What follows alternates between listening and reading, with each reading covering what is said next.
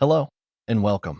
What if I told you a judge, a man sworn to uphold justice, publicly humiliated a black teenager in his courtroom, mocked him, sentenced him unfairly, and thought he'd get away with it? But what this judge didn't know was who that teenager's mother was. Stay with me, because what starts as an abuse of power turns into a stunning fall from grace, a courtroom flipped upside down, and a punishment so severe it shook the entire legal system. You're going to want to hear how it ends. The fluorescent lights buzzed overhead in Courtroom 3B like a swarm of flies, adding a mechanical chill to the already cold, echoing room. It was a Thursday morning in Greenville, Mississippi, a town where the courthouse still carried the bones of an era most tried to forget, and where the past seemed to breathe through the walls. Judge Ronald Marks sat high atop his bench, a gavel in one hand, a styrofoam cup of black coffee in the other. In his mid-60s, with a gray comb-over and a jaw clenched like it had been molded in cement, Judge Marks had ruled over this courtroom for nearly 3 decades. To his colleagues, he was no nonsense. To his victims, mostly young black men, he was something else entirely. His reputation whispered through the community like a warning. If you're black and in his courtroom, don't expect fairness. Don't expect mercy. Don't even expect humanity. That morning, Jordan Ellis, 18 years old, stood nervously beside the court-appointed attorney who hadn't called him once before this hearing. Jordan wore a white shirt, pressed slacks, and his school ID on a lanyard. He'd just graduated valedictorian of his high school class and had never been in trouble a day in his life. But none of that mattered here. He'd been arrested during a peaceful protest outside the courthouse 2 days prior. A storefront window had been smashed by someone in a gray hoodie. Jordan didn't match the suspect, except in skin color and proximity. Case number 21473. Jordan Ellis, the bailiff called out. Jordan stepped forward, trying to still the shaking in his knees. Judge Marks didn't look up. He flipped through the file with lazy disdain. Another young man who thinks he can shout in the streets and break windows for fun. Tell me, Mr. Ellis, did your mother teach you to loot before or after you learned to speak? Jordan blinked. Excuse me, Your Honor? That made the judge look up. His eyes were cold, pale, and piercing. I asked you a question, he snapped. Don't play stupid with me. I didn't break anything, sir. I was just standing. Oh, I'm sure, Judge Marks interrupted, sneering. Just another innocent bystander. Tell me something. Why is it always you people standing nearby when things go missing, or windows get smashed, or stores get cleaned out? The courtroom was silent. Jordan's attorney made a half-hearted attempt to object. Your Honor, with respect. Overruled. I've seen his type 1,000 times. Hoodlum in training. Probably wears that tie to fool people into thinking he's civilized. Jordan's cheeks burned. His mouth opened, then closed. What could he even say? Then, the gavel came down hard. 30 days in county lockup, Judge Marks said. Let's see if a little hard time teaches you respect. Gasps rippled through the room. Jordan's attorney stood frozen. Jordan's heart dropped.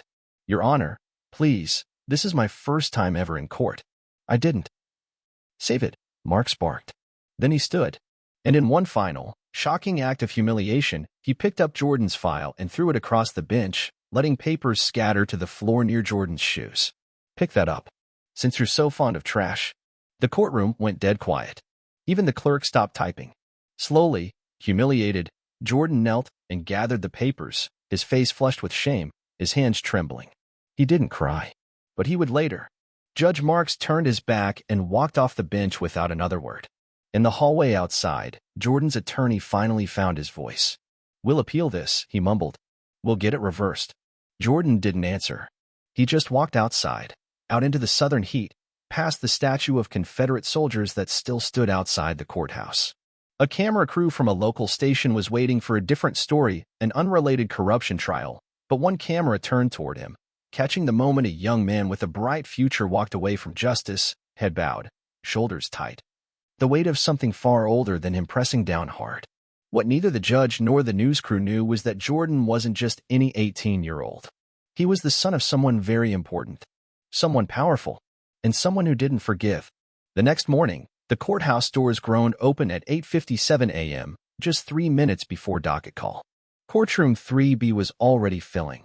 Public defenders hunched over tattered briefcases, young black men and women waiting nervously in pew-like benches, their futures hanging in the stale, humming air. And behind them, walking with slow, deliberate steps in leather heels that echoed like gunshots across the marble floor, entered Justice Camille Ellis. She wore no robe, only a sharply cut navy blue suit that framed her as both calm and unmissable. Her dark skin gleamed under the pale lights, and her coiled hair sat in a tight crown. No entourage, no press, just presence. She didn't speak. She didn't need to, because every attorney in that courtroom knew who she was. First black woman to serve on Mississippi's Supreme Court. Former litigator for the NAACP Legal Defense Fund. Daughter of a sharecropper, mother of a wrongly accused black boy. And now, silent witness to the theater of Southern injustice. She sat in the second-to-last row and folded her hands neatly in her lap. Judge Ronald Marks didn't notice her right away. He entered through his side door, robes flapping, mug in hand, expression sour. He took his seat with the practiced indifference of a man who believed himself untouchable. "Let's get this circus started," he muttered, loud enough to be heard. "Maybe we'll teach some of these thugs how courtrooms work." The bailiff read the first name. Another young black man, Tarek Johnson, 19, brought in for loitering with intent to disturb outside a grocery store. No weapons, no drugs, just blackness. In a hoodie. Judge Marks scanned the file. "Loitering, huh?" he said, eyes darting over Tarek. "Standing around scaring the good white folks again, were we?" A pause. A chuckle from one of the officers near the wall. "Tell me, Mr. Johnson," Marks went on, "you got a job?" "I'm a student at Delta State. Full-time," Tarek replied, straight-backed. "Well," Marks said with a sneer, "good to see you're wasting the state's money on books when you should be learning some manners." He leaned forward. "Let me guess. You're in one of those African American studies programs? Learning how to hate cops and march in protests?" "No, sir. I'm studying engineering," Tarek said, voice measured. Mark scoffed. "Engineering. Right. You'll probably engineer the next excuse for a riot." Camille Ellis did not flinch, but she wrote a note in the small journal tucked inside her bag.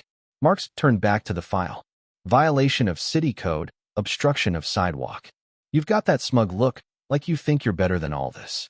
Let me teach you something, son. Around here, we don't care about your grades. We care about your behavior." Another chuckle. Louder now. From a white prosecutor at the front of the room. "You want to walk like a man?" the judge growled. "Then face consequences like one. 7 days in holding. Maybe next time you'll think twice before standing outside where folks can see you." Tarek's mother gasped in the back row. Camille reached out and gently, wordlessly, touched her hand. By the time Jordan's name was called again, the temperature in the room had dropped 10 degrees.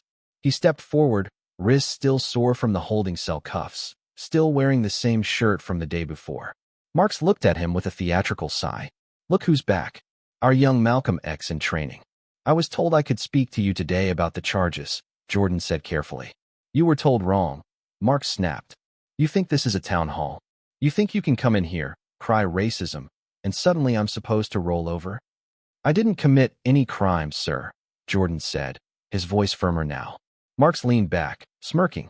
"No crime. Just a black boy in a protest zone during a riot with a hoodie on and too much attitude. What a coincidence." The room was dead silent. "You all think you can come in here and outsmart the system," he said, sweeping his gaze across the courtroom. "Newsflash. This system was here before you, and it'll be here long after you're gone." That's when he noticed her. Camille Ellis stood. No one spoke. Not the bailiff. Not the clerk. Not even Judge Marks. The sight of her, not just a black woman in power, but this black woman, hit him like a slap across the face. His eyes flicked to the seal above the courtroom door, then to the folder in front of him, then to Jordan. "You," he stammered, voice suddenly thinner. Camille walked slowly to the front of the courtroom, her heels whispering against the polished floor. She stopped in front of the bench and removed a document from her bag. Her voice was low and precise.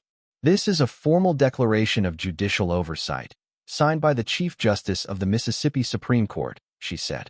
"Effective immediately, this court is being reviewed for patterns of discriminatory conduct and abuse of authority."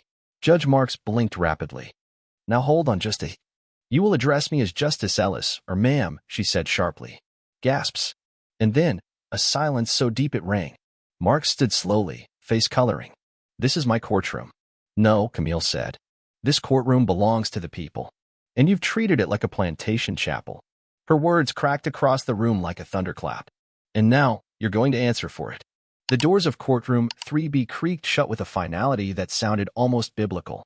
Inside, silence held the air hostage. Justice Camille Ellis stood tall and unmoved at the center aisle, her navy suit crisply pressed, her Supreme Court badge gleaming from the inside of her lapel. She hadn't come to make noise. She came to end it. Every eye was on her, including those of her son, Jordan, whose world had changed overnight from college-bound scholar to criminal defendant at the hands of a man who had no business in a robe. At the front, Judge Ronald Marks sat motionless. His mouth opened, then closed, like a man trying to figure out which lie would keep him afloat. But there were too many witnesses now. Too many eyes. And Camille was no longer the girl from Clarksdale he once ignored in courtrooms. She was power made flesh and fortified with fire. "I said," Camille repeated evenly, "you are to step down from this case, immediately." The bailiff, Officer Martinez, looked from Camille to Marks and back again. He'd served under Marks for 9 years, seen him berate women for speaking, mock veterans for being weak, and laugh in open court at teenage boys asking for leniency. But never, not once, had he seen the man look like this. Small. Cornered. Exposed. "This is a courtroom, not a circus," Marks finally spat. "You think your fancy title gives you the right to barge in here and now." "I'm not barging," Camille interrupted, voice sharper now. "I'm intervening. As authorized by the Mississippi Judicial Emergency Act, Section 6(b)(2), I have jurisdictional authority to assume control of any court under credible suspicion of constitutional violations or systemic bias." She stepped forward, handing the bailiff a signed and sealed court order. "Effective immediately, this court is under state-level judicial investigation. All proceedings overseen by Judge Marks are suspended pending review." Gasps erupted in the courtroom. Reporters in the back began furiously scribbling notes. A young black mother clutched her son's hand, her eyes wide with something she hadn't felt in years inside these walls. Hope. Mark stood, his robe rustling as he tried to assert what little control he had left. "This is political. This is personal. You're here for revenge, not justice." Camille's eyes never left his. "No, Ronald. You mistook silence for acceptance. You mistook our patience for permission. And now the mirror is turned." Suddenly, a voice called out from the gallery. A familiar one. Tarek Johnson, the engineering student Marks had humiliated the day before. "Hey, Your Honor," Tarek said, standing slowly. "You told me I was a thug in training." He held up his phone. "But I'm also the reason you're trending right now." He turned the phone so the courtroom could see. A live stream of the hearing, uploaded mid-proceeding, already had over 150,000 views. And rising. Camille turned to the court officers. "Officer Martinez, please collect all case files from Judge Marks' bench. They are now evidence." Marks tried to lunge forward. "You can't take my court. It's not your court." Camille roared, her voice thunderous now, righteous and undeniable. "This is the people's court, and you are no longer worthy of standing in it." The silence that followed was louder than the outburst itself. Even the ceiling fan seemed to stall. Officer Martinez approached, hesitant, unsure if what he was doing could really be happening. He reached toward Marks, who stepped back like a cornered animal. "Don't touch me," he hissed. Camille lifted one eyebrow. "Would you prefer handcuffs now or later?" Marks's hand dropped. For a long moment, he stared into the crowd, at the students, mothers, public defenders, bailiffs, and journalists who no longer feared him. And then, he did something no one expected. He sat back down. But it wasn't submission. It was retreat. He glared at Camille like he was memorizing her every breath, every movement.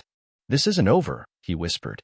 Camille stepped forward, leaned down, and said in a voice only he could hear, "Oh, Ronald, it's only just begun." She straightened and turned back to the audience.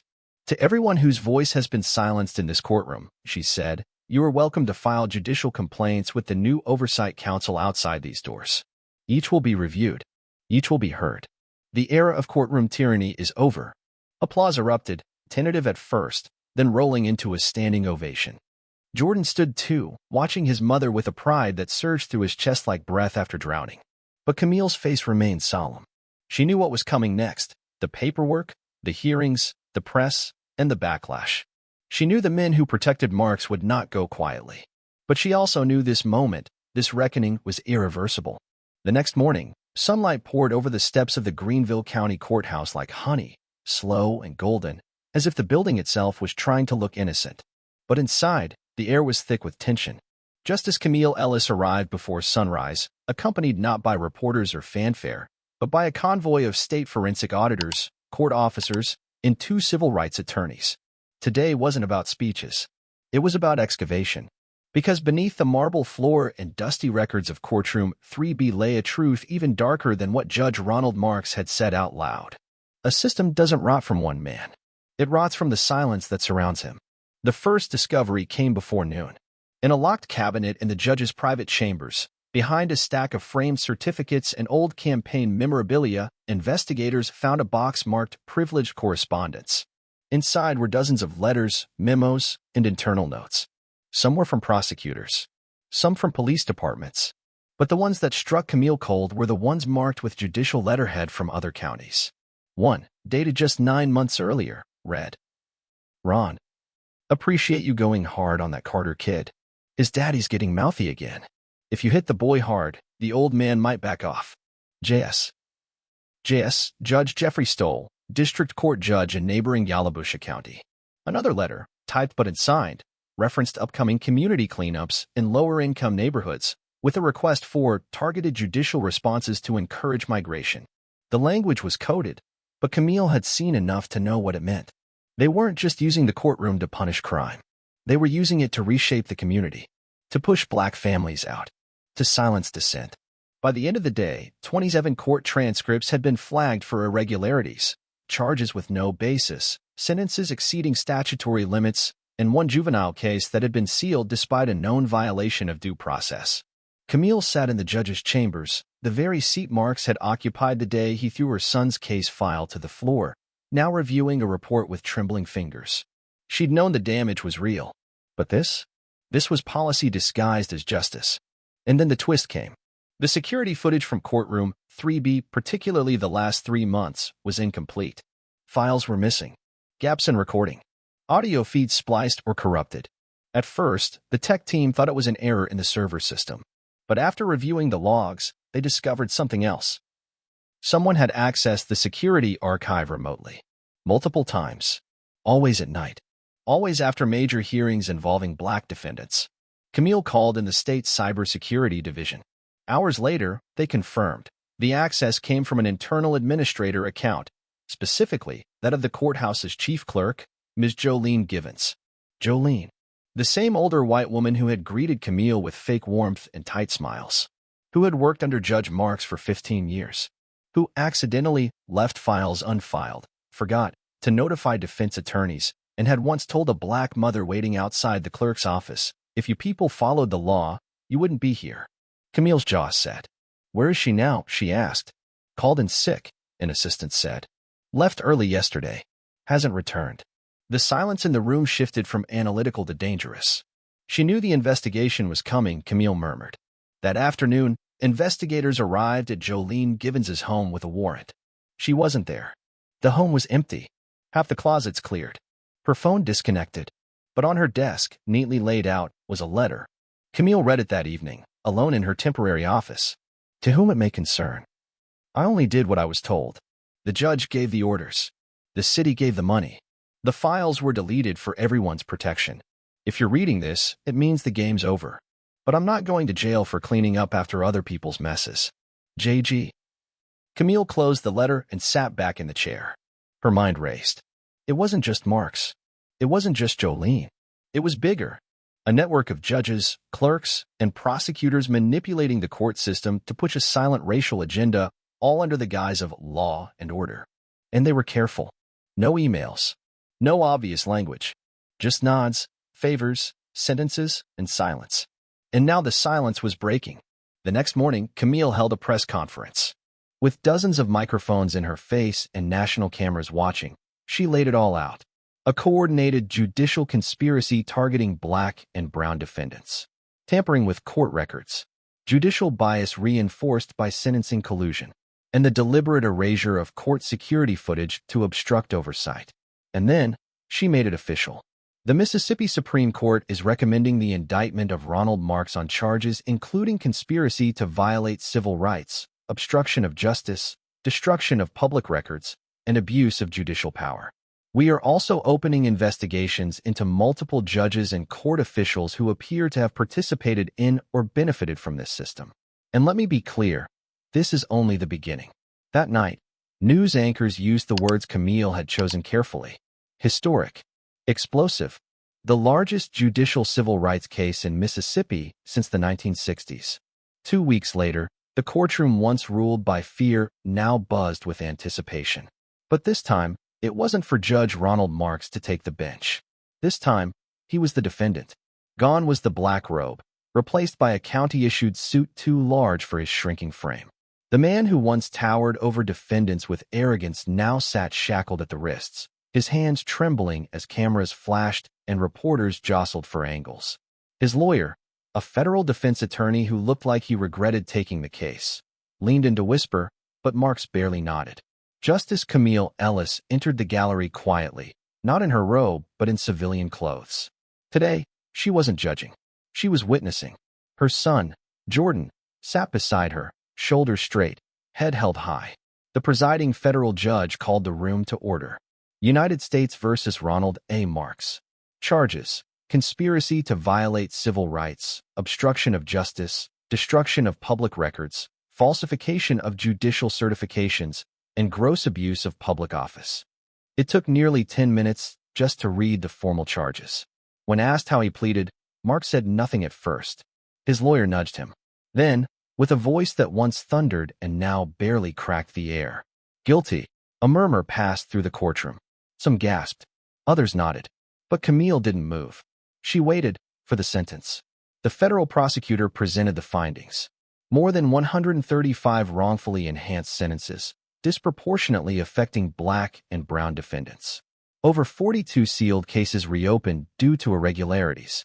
And most damning, a federal grant incentive program that awarded bonus funds to districts that met certain efficiency targets, which Marks manipulated by pushing through quick, guilty pleas, often by coercion or misrepresentation, with Jolene Givens quietly adjusting the paperwork to avoid triggering legal review. This wasn't just corruption. It was a machine of quiet racial violence, hidden behind legalese and judicial immunity. Until now, the judge spoke. "Mr. Marks, your actions do not reflect a lapse in judgment. They reflect a pattern of calculated abuse. You turned a courtroom into a weapon. For that, this court sentences you to 28 years in federal prison, with no possibility of parole. Asterisk asterisk." Gasps. Silence. And then, slowly, a wave of relief. Marks blinked, stunned. He had expected 5, maybe 10. 28 meant he would likely die behind bars. He opened his mouth to speak, but no sound came. He was led out of the courtroom, head lowered, chains clinking with every step. For the first time, he was not feared. He was forgotten. In the weeks that followed, dozens of former defendants received letters from the state notifying them that their records were under review. Charges were overturned. Cases expunged. Some returned to their families. Some to classrooms. Some simply walked out of jail into the sunlight, tears on their faces. A mural was painted across from the courthouse, 3 stories high.